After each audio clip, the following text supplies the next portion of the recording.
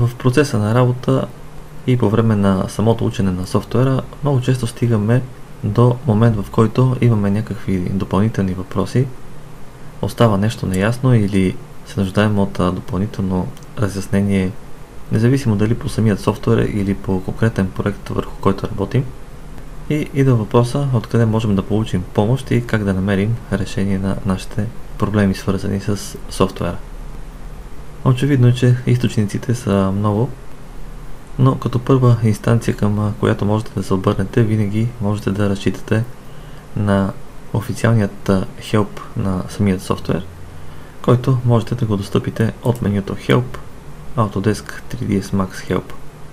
Тук може да видите базовото обяснение на всички функции и бутони, свързани с програмата. Така че като източник на базови знания не е за пренебрегване. Другият вариант, който мога да ви препоръчам и на който всъщност е базиран и този наш курс на обучение, е просто да ни пишете с конкретният проблем, който имате, или съответно въпрос, затруднение, до което сте стигнали. Може да ни изпратите имейл на office@3dlab.bg, където да опишете какъв е вашият казус и съответно ние ще се опитаме да помогнем с решаването му.